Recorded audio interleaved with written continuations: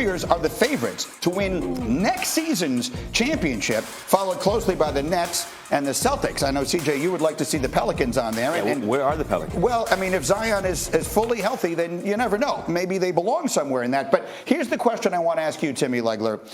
Being there on Thursday night and covering it all as we did, it felt like the climax of something. But do you think we will actually look back on what happened this year as the middle of something? Are we just in the midst of a dynasty and this Warriors team is nowhere near done yet? Oh, I absolutely think this is the middle. I personally believe that they're going to win another championship, at least one more. Wow. The performance of Steph and Klay and Draymond this year, I look at Klay Thompson, I say, it's not like that was a matter of age, why he was so inconsistent. That was a matter of missing 3 years. I think physically he is still a guy that's going to find his consistency again and still be a great basketball player going forward. Steph Curry obviously doesn't look like he has really slowed down much at all. That was some of the best basketball of his career we just watched.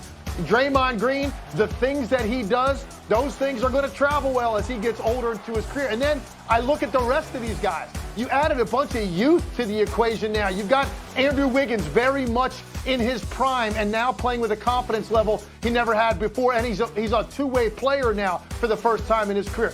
I look at guys like Kuminga, Jordan Poole, Moses Moody, James Wiseman. They're just infusing more young talent into this mix and this style of play that, to me, is going to lend itself to winning more championships. So I think very much we are in the middle of it. Now, listen, will they get it done and get it over the finish line? Who knows? A lot of things have to go right. I just know that this team is going to be in the mix for the next couple of years at least in terms of winning more championships, and I believe they will actually win at least one more championship. I know this is a complicated matter for you as a rival, a competitor, but what do you think? Personally, I hope that the Pelicans are winning championships in the next few years, but I think Tim is right. He's spot on. Obviously, you look at Steph Curry, right? Face of the franchise, all-world player. He's a galaxy. He's a planet, whatever description you want to use for him. He makes them go, and he's virtually unstoppable. And I think this last championship put him in rare air. You talked about being your own bus driver. Mm-hmm. He's rode on buses. He's driven buses, and now he basically owns the bus. He owns the bus, yes. It's his bus. I think they're positioned really well for the next 3 to 5 years. Obviously, look at their roster from top to bottom. It starts with Steph, Klay, Dre. But you look at the passing of the torch. You got Jordan Poole. Somebody who's probably going to get paid this summer, right? He's going to be on under contract for a while. You got Andrew Wiggins, who's probably going to be under contract for a while. You look at the rest of the young guys they drafted. They got a kid who was a top 3 pick who hasn't played all year. Mm-hmm. That tells you how deep they are. And you look at 2 key factors, right? Steph Curry's always going to be able to do what? Shoot. Oh, yeah. Klay Thompson's always going to be able to shoot, right? That doesn't age. Maybe the lift's not the same, maybe the quickness isn't the same, but the way they play on and off the ball with split post cuts, Draymond, he's banging. He's always going to be able to use his mind. He's always going to be able to defend. He's always going to have that motor. Those are the type of things that travel well and age well, in which you think the Warriors, scary. It's scary because they're going to be good for quite some time. Yeah, they have to keep that group together. Tim, quick final word on that. They've got, Wiggins is talking about getting a bag, and Jordan Poole's talking about getting a bag, and you can't give everybody a bag, but if they're... Oh, they can. Can they? They can. You have to be... as long as they don't have a trouble, if they don't run out of bags, they're going to be really dangerous, right, Timmy? Hey, Greeny, listen, they have a bus, right? There's not room for a lot of bags on a bus. That's all I'm saying. When you got a bus... And we keep talking about this. By the way, I heard you guys a second ago talking about, driving the bus and whatever. I think Steph Curry built the damn bus. I would not be shocked if you see him on one of those mechanic dollies, right, rolling out from under the bus with grease all over him because he just changed the oil on that thing. He details the bus. It's his bus. And this bus still looks pretty darn good to me. And I think, listen, you're right, it's complicated. It's difficult to pay everyone. But I do think that's not something necessarily that's going to rear itself here in the next couple of years. I think they're going to have some guys now that are going to join their rotation going forward. It's not their time to get that bag yet, and that's going to help them tremendously when I talk about guys like Wiseman and Kuminga, Jordan Poole in particular. And one more important point to make, because you just made me think of it. The team that Stephen Curry joined, the franchise he joined, was not this. The Golden State Warriors are now the glamour franchise in the sport that everybody wants to be a part of. They were a forgotten franchise when Steph got there. So when you say he literally built it from the ground up, I think that's as true as it can possibly be. All right, Big Perk is on his way in. He's on a bus right now and he's in traffic. He will be with us live to continue. Where the Warriors have won 4 championships over the last 8 years. One of them before Kevin Durant, 2 of them with Kevin Durant, and now one of them since. Friday, here on this show on Get Up, Charles Barkley was talking about KD's legacy now that his old team has returned to the top of the mountain. Here's what he said.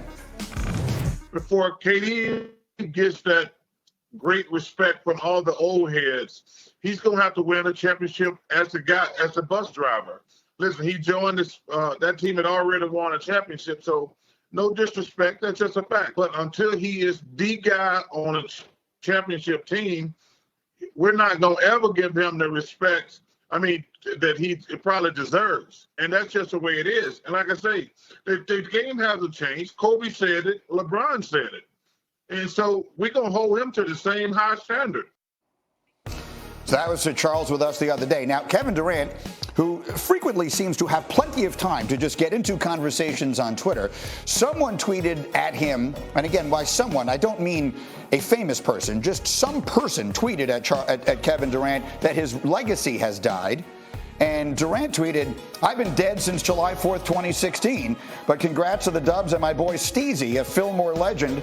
Man been waiting his whole life for a parade on Market Street." Now, July 4th, 2016, for those who don't know, is the day that it was announced that he was signing with the Warriors when he met up with all those guys in the Hamptons. So, again, we will have Big Perk with us a little bit later, but Timmy Legs is here. But, CJ, I will start with you. The idea that Barkley is suggesting, and that Durant is obviously sensitive to, that he will not get his full respect until he is driving the bus on a championship team. Do you buy it?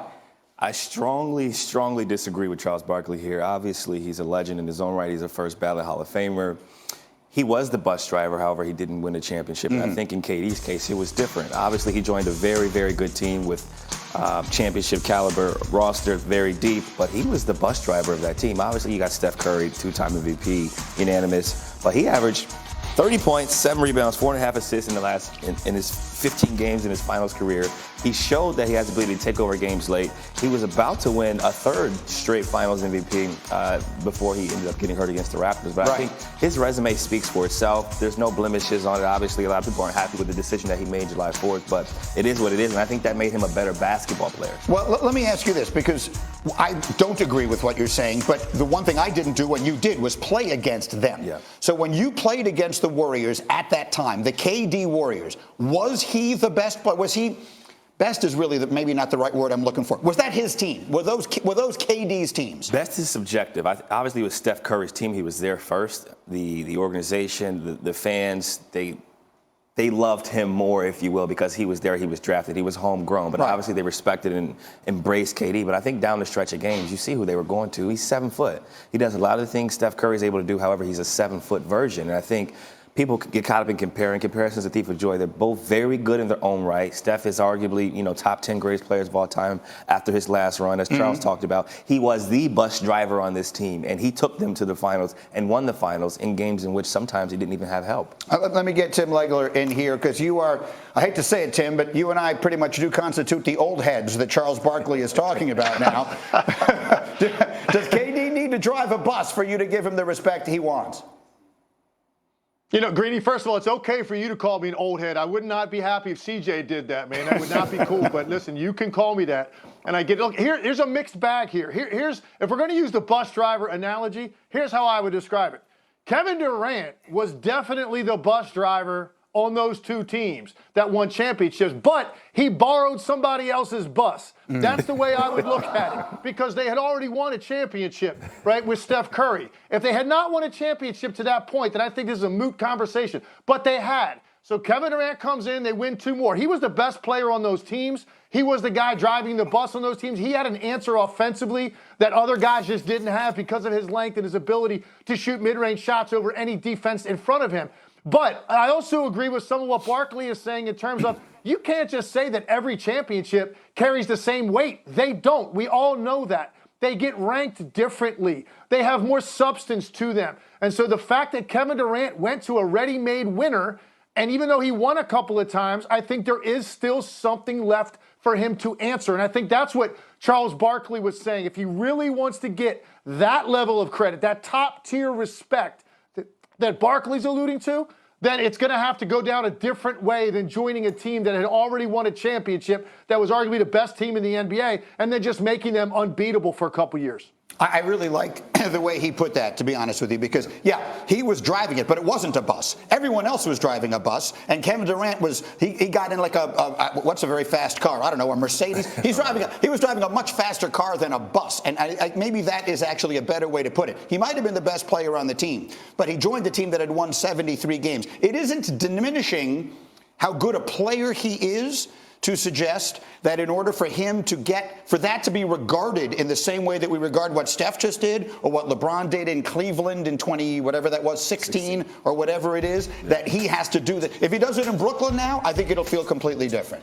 I think people will always judge him based on what he did. Obviously, some people would like to see him drive a bus of his own car, in a sense, in terms of not joining a team that's already won. And I think he's going to be in position to do that with a healthy roster, with a healthy team around him, obviously going forward. But I think for me, as a guy who's not an old head, right, as a young head who's 30, a young head who's 30 and played against him and watched how he works, watched the way he approaches the game, watched how skilled and polished he is. If he never wins another championship, I still know that he's one of the greatest players of all time. Charles Barkley knows that. The Warriors fans know that. Brooklyn fans know that. Everybody knows that. And I think it's all subjective because people are going to continue to compare rosters. They're going to compare eras. And it's too much. It's too complicated. We should just respect his greatness, respect Steph Curry's greatness, and all the other greats that